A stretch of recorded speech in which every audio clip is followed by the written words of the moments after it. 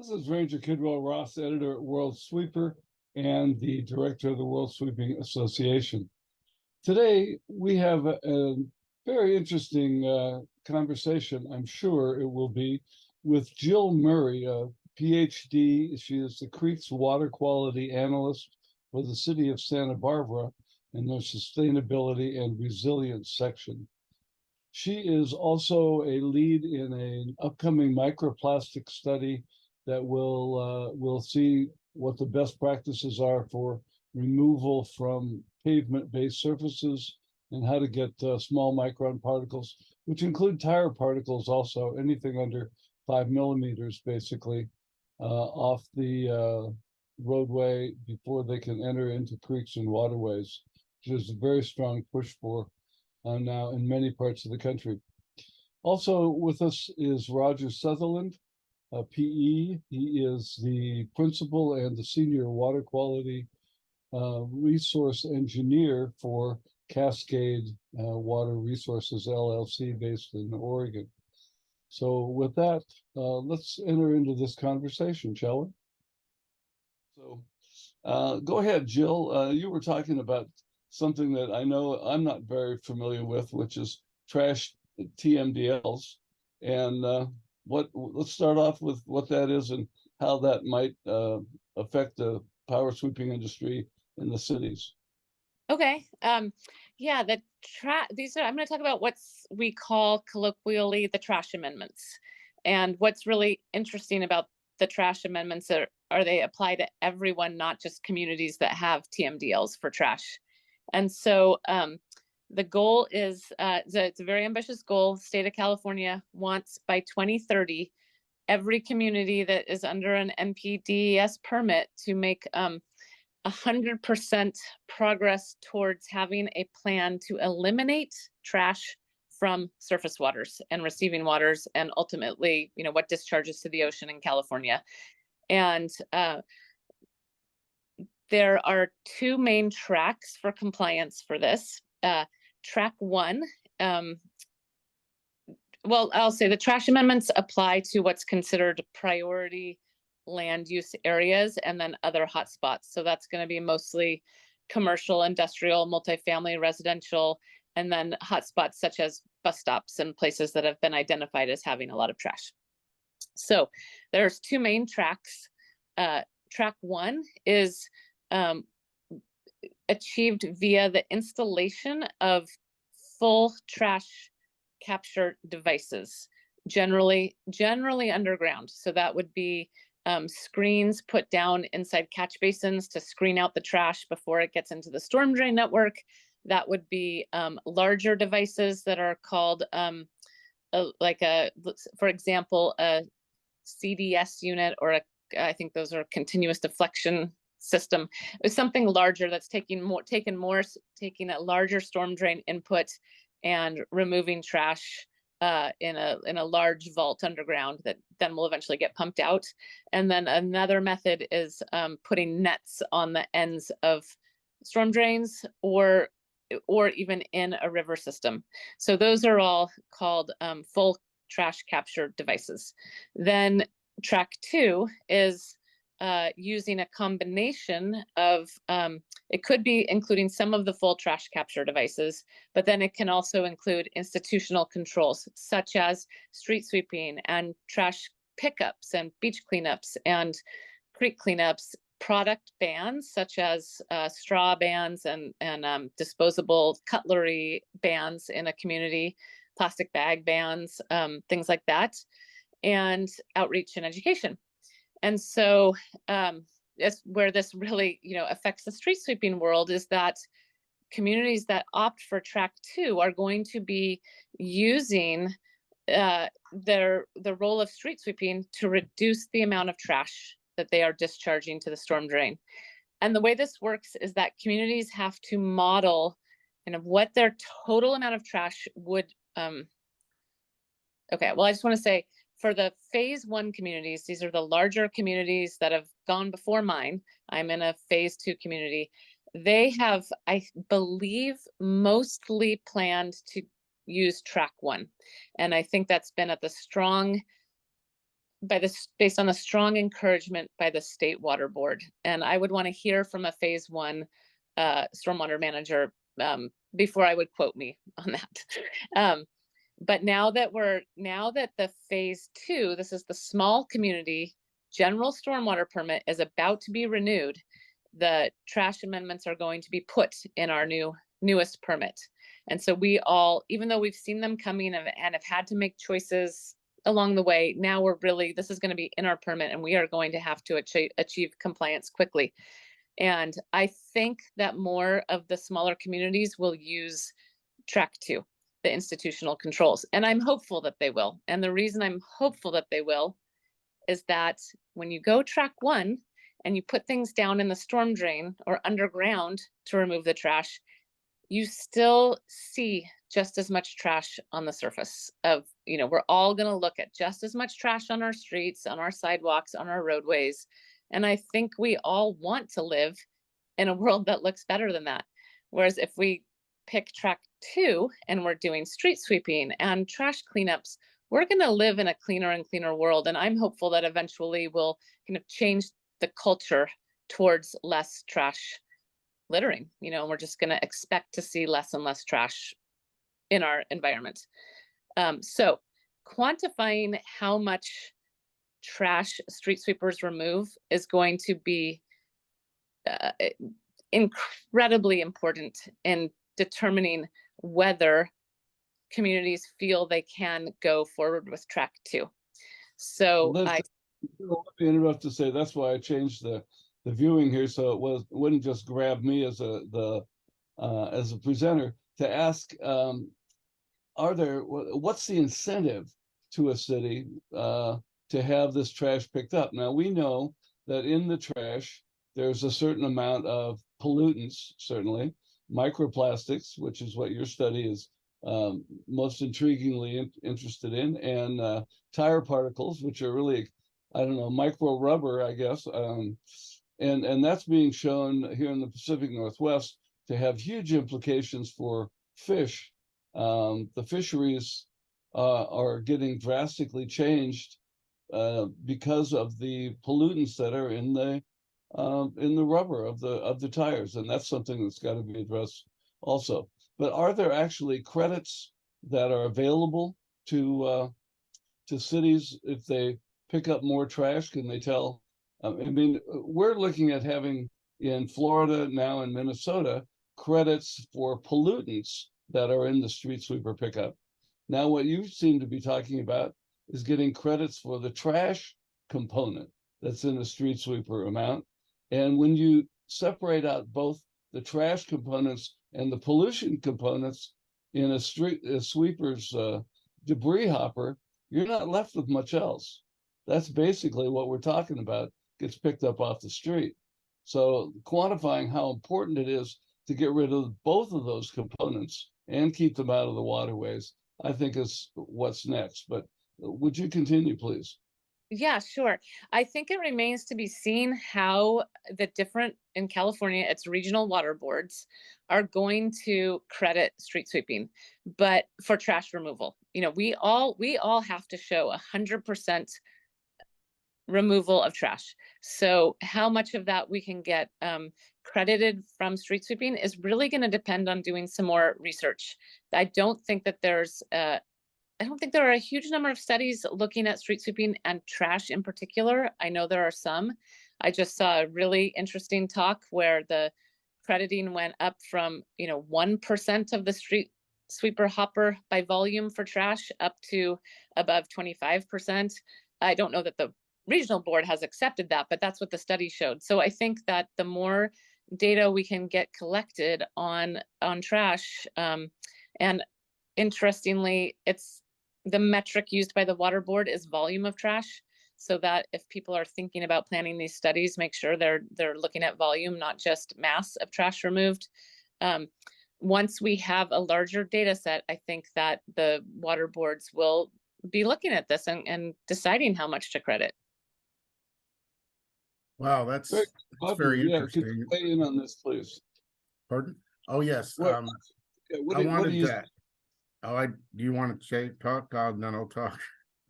talk? Okay. So what's interesting to me is when you're talking about track 1 and track 2, which is, I think, the first time I've really heard someone explain this to me, and a very good explanation. That has to be very capital intensive. If you have to go in and dig up things and put in huge vaults, and then there's still a maintenance requirement because you eventually have to clean this material out and design it in such a way that it doesn't wash out during larger storm events, which has always been a concern. Even Dr. Robert Pitt, University of Alabama, showed how catch basins are ineffective because of that, unless you really have a mechanism that traps this material.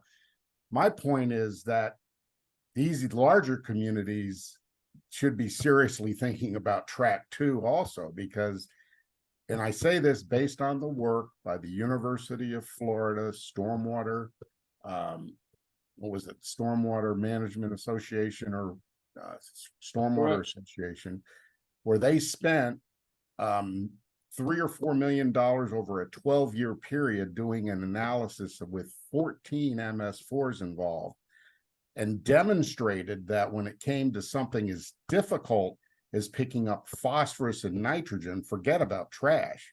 Trash is easy for a street sweeper to pick up. Nitrogen and phosphorus, not so much. Said categorically that this was the most cost-effective way to remove that material. I feel like that can be easily transferred. And so one of the things that Ranger and I would like to accomplish in our portion of your project, Jill, which you just got from NOAA Sea Grant, to look at microplastics that involves a lot of players, not just us. And what San Francisco Effluent Institute, University of California at Santa Barbara, is it the Moore Group? I mean, the list is pretty extensive. A lot of people. What we're hoping we can do is, and I'm almost done, Ranger. What we're hoping we could do is demonstrate to the community the efficacy of using street sweeping as that first line of defense, not the second line, the first line of defense. And yet some of these other facilities are very important. In fact, Jill, doesn't your project actually include looking at these trap facilities? That's a whole aspect of the project. So this is pretty exciting stuff. Yeah, it does. And one thing I was remiss, I didn't mention that, like, the definition of trash is 5 millimeters and greater. Definition of microplastic, 5 millimeters and smaller. So yeah, even though the regulations wise there isn't overlap there, we're really trying to figure out how much street sweeping can also reduce microplastics in addition to trash. And then we have a section of the project that's about looking at the full capture devices that are inside the storm drains. And the concern there is that they could actually generate microplastic, because you're tumbling these larger plastics around during storms. They're supposed to stay in there, kind of bouncing around a catch basin. And are they breaking down and sending some microplastic particles downstream? That's what that part of the project has will target. Yeah, and this is we talking about, excuse me, we're talking about, when you say microplastics, you're saying that that's 5 millimeters or under, but that is a microplastic. But is it, well, how about the stuff that isn't plastic?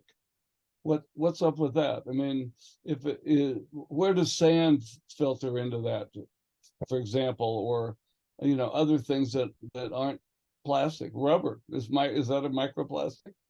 Rubber is a microplastic, and the reason is because virtually no rubber in our current industrial environment contains pure rubber from a rubber tree. It all has plasticizers, and that's including where the 6 ppd comes from that harm the salmon. Apparently what I've heard is a tire could have 1,000 different compounds in it that most of them haven't even been identified yet. So we're a long way from understanding the impact of the tire wear particles. And in some studies, the tire wear particles make up half of the microplastics that can be separated from the stormwater. And in another study I heard in this, I don't think this is published, this is just in-house, the rubber tire wear particles made up 4% of the total, what you would call sediment, the total sediment load. 4% of that was tire wear particles. Well, that's yeah, that's very good information. Let me share my screen for a minute.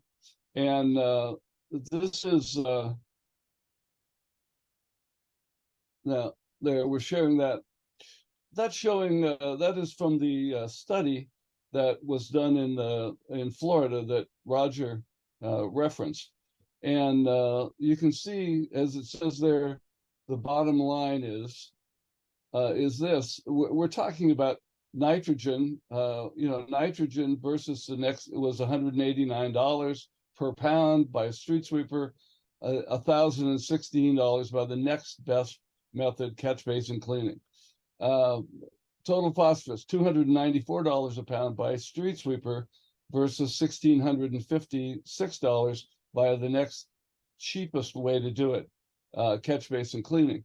But the part that I think is most interesting for this talk today is that here we're just talking about particulate matter, stuff that's out there.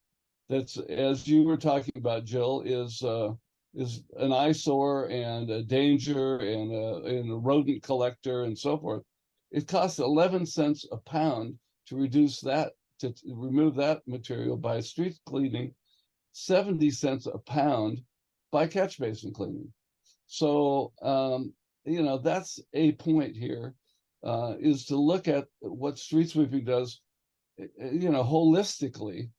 And that's what I encourage any watcher of this to think about. And now we're on the upper level talking about trash, and on the lower level talking about microplastics less than 5 millimeters and much, much smaller. So what can be done? Right. And I also wanted to say that for my community, street sweeping would be done in combination with retractable screens over the catch basin inlets. So those will open up during a storm if there's, if they get a lot of trash or leaf material can pushed up against them, they'll retract. But the idea is that they keep the larger trash out of the catch basins between street sweeping. And then when the street sweeper comes by, it definitely can't push any of the trash into the catch basins. So those have been very successful for us. We've definitely studied whether material is getting into the catch basins after those have been installed, and where the catch basins look so much cleaner than they did before. So I'm not, we won't be able to do that study without those screens. We already have them installed. So other communities might end up with some slightly different results.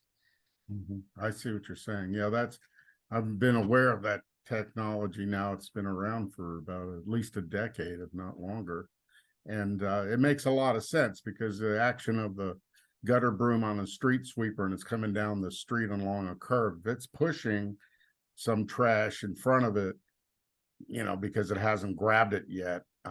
It'll just put it right into that catch basin without a screen there. So that's a really good idea. So, and the other side of that is it really solves a lot of flooding issues when you have a sweeper that's gone through, and you never really know when it's going to rain, even in real arid climates. And if the sweeper has taken the material off the catch basin, the water's going to go down. The new trash is going to start clogging it, but otherwise it's clogged to start with. So, well, Ranger, as long as we have Jill here and we're talking with her, and she talked to us about trash amendments, maybe she could say a few things about her project that she's been anxiously waiting to start.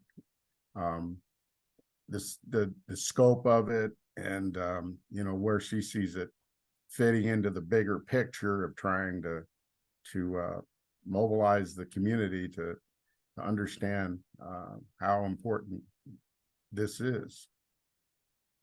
Well, sure. Yeah, I can jump in. We submitted a proposal to NOAA's marine debris competition.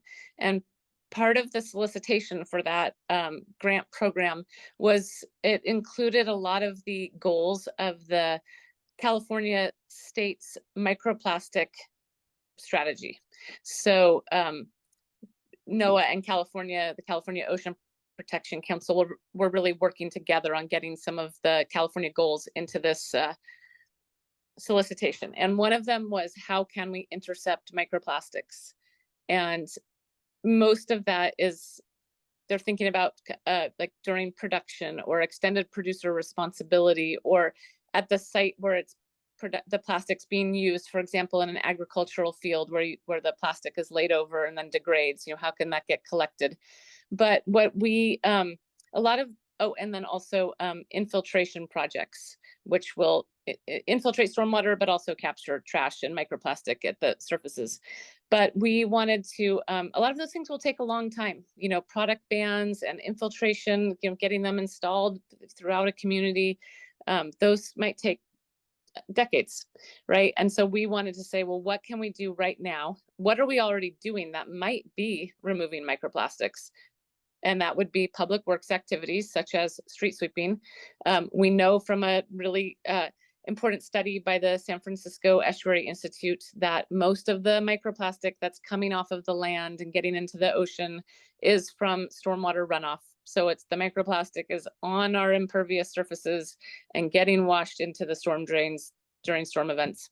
How much can street sweeping intercept any of that? And as I mentioned before, then, so how much can street sweeping remove any of that? And we're getting at that from 3 different angles.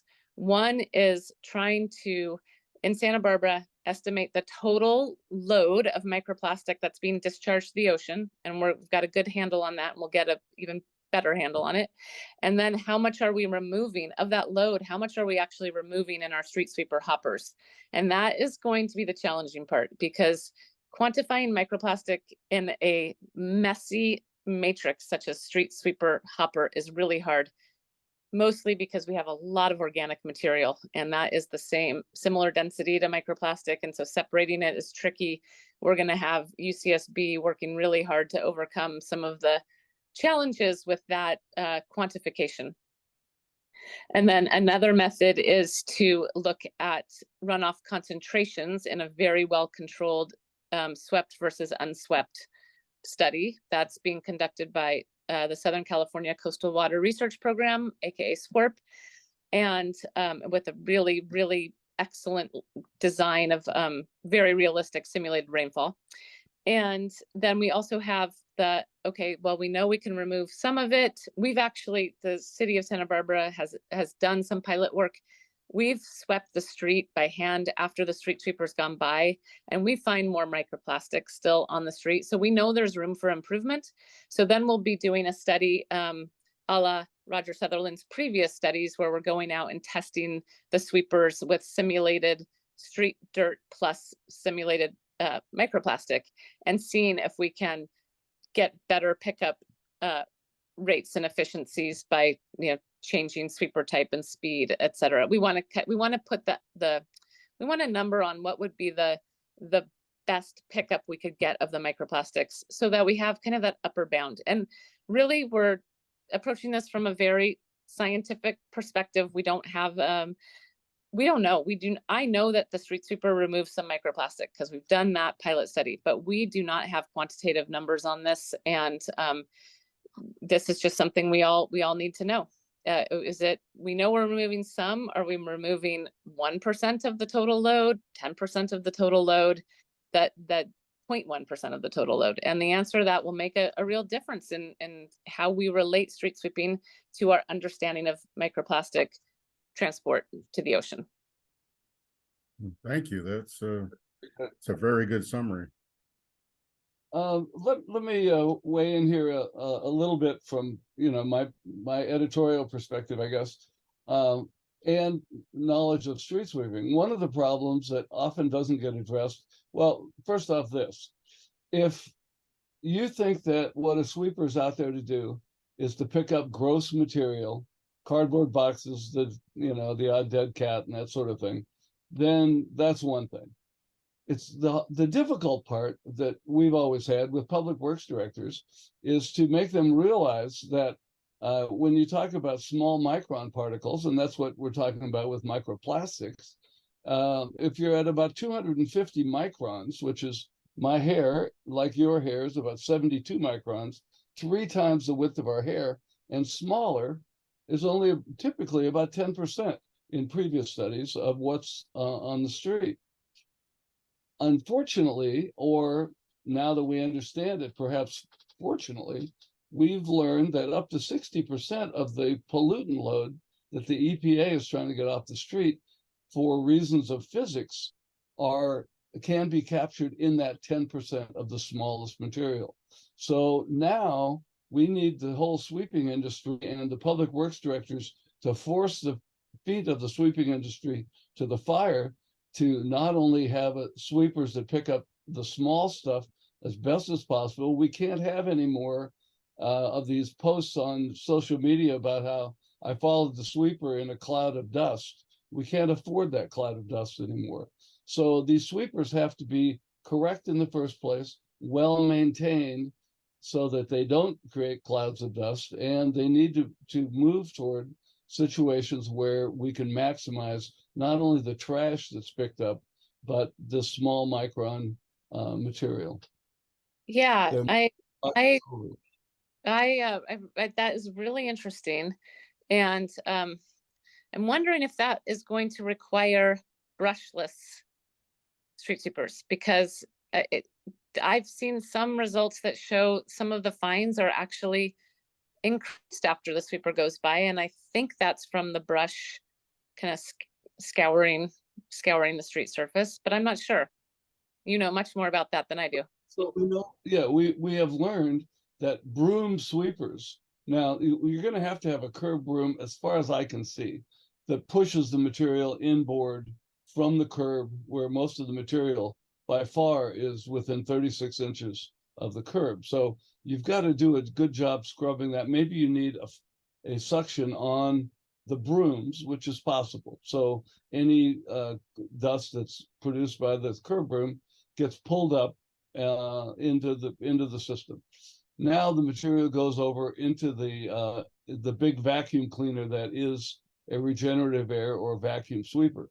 What we can't do is we can't continue to use broom sweepers that have a much smaller small micron pickup.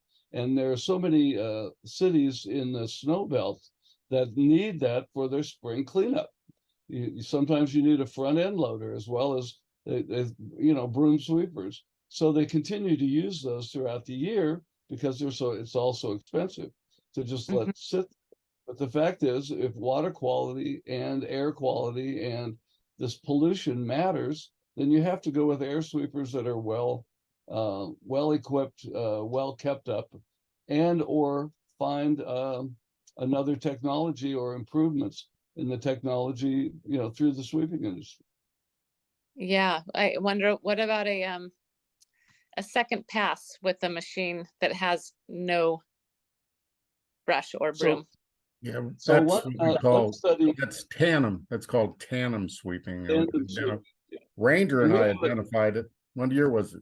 we have a study online that is talks about some test results where a broom sweeper, and it's dated now, but a broom sweeper went by, and that was followed directly by an air sweeper, and it picked up to 500 pounds per curb mile. Wow. And all tends to be small micron debris. So there are some that do the combination of the two is really important, because the broom when we say broom sweeper, that's a pseudonym for mechanical sweeper, where the technology of getting the material to the hopper is usually a conveyor belt, and the broom throws the material onto that conveyor belt, and it's just churning, putting stuff in the hopper. Well, that has the ability to remove much heavier material, more bulkier material, down to, stuff that's maybe 2,000 microns. It can obviously remove less than that. But the problem with that is it's exposing the fines. So many people say the National Urban Runoff Program in the early 80s, when EPA spent millions of dollars throughout the nation, that street sweeping is largely ineffective in its ability. And that was correct, because the only street sweepers out there were mechanical sweepers or broom sweepers. We know that that material is then exposed, rain comes along, and it's easier for it to wash off. You bring an air sweeper behind the mechanical sweeper, boom, it removes that material, gets it really down to, I mean, streets you could eat off of. I wouldn't advise it, but that's what I'm saying. What we've learned, the technology has advanced so well that now we can design air sweepers with their vacuum or regenerative air, which is your best choice. And these machines can operate without having to have a broom in front of them. It's only in those situations Ranger's talking about in certain parts of the country where when you have huge loadings, you need to have that broom sweeper or even that front end loader. I did some work in Illinois back in, okay, I'm going to date myself, 77, 78, one of the first guys looking at this stuff. And I documented loadings up to 20,000 pounds per mile in Champaign-Urbana, where the University of Illinois is, after spring break. So it's a huge problem for those. That's the challenge. We need to wrap this up, though. Is there anything final that you'd like to say, Jill, since you're the microplastic star and the small micron in that section of California? No, I think you've covered everything. I'm just really excited to see where the study goes. You know, I have no preconceived ideas of what we're going to find. I have, I hope that the street sweeping really helps, but we just don't know. And really looking forward to getting those first sets of data, hashing it out. I'm looking forward to that as well. So thank you both for participating with this today. And I think we covered a lot of insightful points, and hope to bring some of our watchers up to speed in ways that perhaps they weren't before. Thanks. Thank you. Thank you. And that's